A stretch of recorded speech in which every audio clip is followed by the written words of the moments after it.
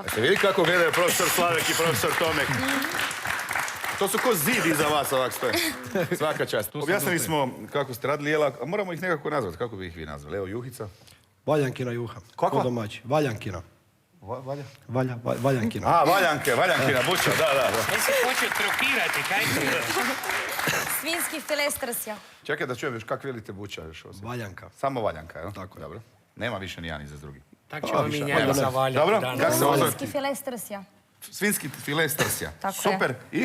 Knedle skupinama. To čak tak se zove.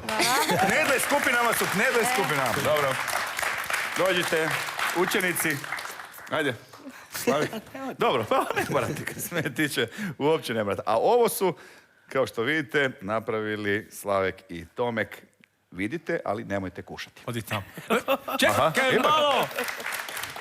Pa pogledaj ovo, pa di, pogledaj ovo. Evo i tvoj raviol, lijepo, evo ga, možeš slobodno Slušam te, probati. Slavko. Znači, idemo od juhe onda. Znači, ista klasična juha kako su radili mora naši biti mladi prijatelji. Propasirana uz dodatak malo gustina, vrhnja, ali mi još dodamo malo bućinog puljekata gore, čisto malo. Malo pešinovog lista. I to bi bilo to. Lijepo izgleda. Dog lungića smo napravili, punili smo ga sa šljivama, isto smo ga pirali u povrću, u umaku od grožđa i šljiva, uz dodatak žganaca. Ja mislim jedno pikantno, jer isto se može zvati lungić iz trsja. Trsja. No, a Tomek će reći kako je radila ove kuglice. Krumpirovo tijesto, znači krompir smo skuhali, glatko brašno, jaje, malo posolili, razvaljali, krompir se treba ohladiti, napunili sa kupinama i ovo smo u kupinovom vinu, ostatak kupina, cimeta, šećera, malo gustina za zgusnuti, prokuhali to i zalijali s tim, evo ga. Evo, lijepo je vaše izgleda, kupine su unutra, tako? Je, i preljeve od kupina, da. Mogu biti šljive, Naravno, marelice, svašta. kaj god, sve voće. Ali kupine su interesantne, veoma. Za tebe bi s bananom napravili. Sam ti pričaj dalje, mi ćemo se malo odmoriti, a onda slijedi odluka sudaca. Na stranu dječice.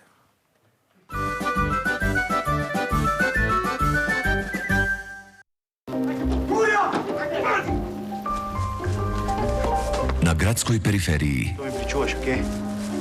Ajde, nalazi se tržnica Alena. gdje se susreću svi gubitnici privatizacije i tranzicije. Hoću moju lovu i to odmah. Čovjek ispod stola.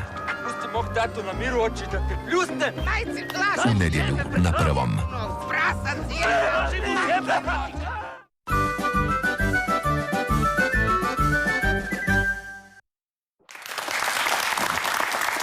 Evo, bacili smo lagani pogled na naše kamenice i pokoje škampa.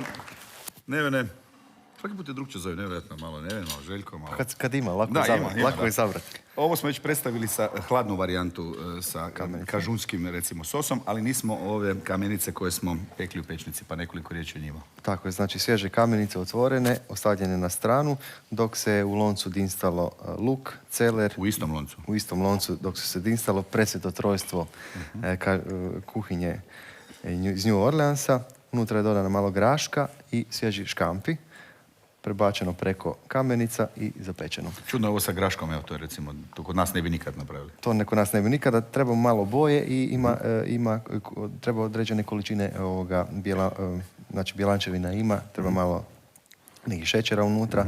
I kako je ovo jelo pikantno, kao i sve što dolazi iz onog krajeva, isto tako i ove hladne kamenice, i ovi imaju notu pikantnu, a grašak im daje određenu slatkoću i kontru.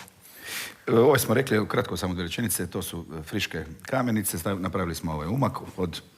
Luk, hren, kečap, limunov sok. Malo ljutkast. Malo ljutkast, malo tabaska, prekrasno maslinovo ulje mlado. Uz njih smo poslužili i malo tartara od škampi, ostalo je škampića od ovog drugog jela, pa smo ih iskoristili. Ove ribe su samo za ukras ovdje, jel? Koristili su za, samo imamo razliku ove dvije ribice. Koja je razlika?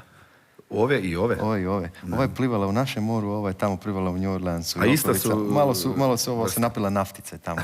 Kad bušotina je bila. Ali to isto sve. Željko Neven Bremec s nama i ovoga puta bit će još, siguran sam, u našim emisijama. Bila je ova kuhinja iz Luizijane, iz New Orleana. A sada da vidimo što žiri misli o radu i djelovanju naših mladih kuhara i ovih drugih. Koji drugi? Mislim, još mlađih kuhara. Dakle, krećemo, kad su već mladi ovdje izazivači, od najmlađeg člana žirija. Bojane, ne ti, Zlatko, Bojane, Molim. izvoli. Pa sad bi ja treba reći, ne znam, ja sam probao sve, znači veliki sam gurman, meni je sve bilo fino, ali ako idem gledati, nekako mi je možda glavno jelo i desert bili bolji od ovih naših glavnih kuhara, a ovi mlađi su se mi nekako bolja mi je bila juha, tako da je ipak 2-1 za kuhare. 1 bod za Slaveka i Tomeka. Bojan Javrušić. Viš, mogu si danas dobiti ponešto glasova iz Pitomače, nažalost, ništa od toga.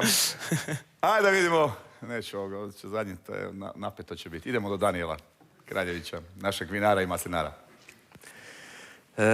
Evo, od škole iz Pitomače mogu stvarno pohvaliti za tako mladu ekipu, odlično spremljeno sve, ukusno, iskreno, znači da svaki sadržaj, svaki sastojak osjetim dok ga kušam, no međutim malo detalja, malo finoće, ipak onaj spicy zadnji koji zaokružuje ukupno jelo, ipak glavnim kuharima